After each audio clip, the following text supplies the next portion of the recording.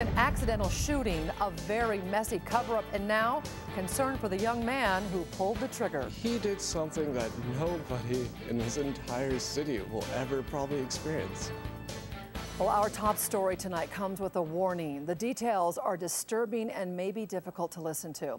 A Spokane teenager accused of accidentally shooting his friend tried to get police to believe the incident was a suicide. However, when officers saw that someone had tried to dismember Dylan Heinen's body, they knew the gunman was lying. KXLY4's Jeff Humphrey joins us now live at the Spokane County Jail, where Jeremy McVicker has been on a behavioral watch. Jeff?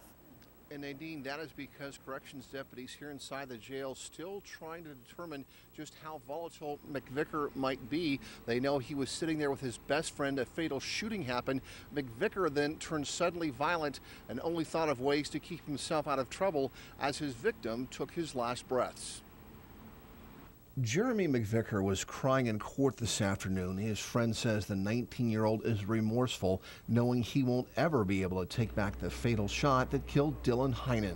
Did he look calm, collective, sick, twist in the eye? The guy was in tears.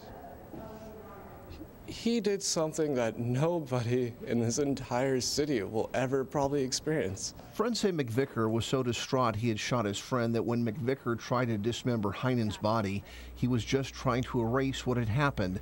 But a co-worker who's worked with Heinen at this restaurant for 3 years isn't buying the excuse. That was horrible. You have to have some kind of mental defect to think that you should hide the body by dismembering it, especially being a friend. Like a close friend? I mean, that's not sane at all. Today we learned that Heinen had gone to school with McVicker at Shadle and that the victim had just gotten his diploma in November. He just finished up his Eagle Scout. He just finished up his schooling. He was ready to start making those decisions like, what do I really want to do? And, you know, he barely even got a chance to think about it. Heinen is also survived by his father and mother, Donna, who works as a chef at Lewis and Clark High. That's where her colleagues are taking up a collection to help pay for Heinen's funeral. The LC staff, the principal, was there this morning with the staff, and we're just being with them because they deeply care about their kids. They care, they serve, and work so hard. And Donna loves her kids. She works very, very hard. And today a judge set McVicker's bail at $1 million. His defense attorney doesn't plan to ask for a bail reduction until his client's arraignment, that coming on February 12th. Nadine? Jeff, this case is so difficult to wrap your head around. Even if you set aside the dismemberment, police say that McVicker broke a cardinal gun safety rule.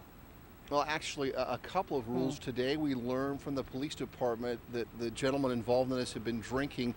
Guns and alcohol don't mix because alcohol makes you sloppy and forget important safeguards. Specifically, friends say that McVickers had actually taken the precaution of getting the magazine outside of his pistol, but inadvertently left around in the chamber. Then he made the fatal mistake of pointing a gun at someone that he did not intend to kill and unfortunately pulled the trigger. Reporting live at the Spokane County Jail, Jeff Humphrey, KXLY4.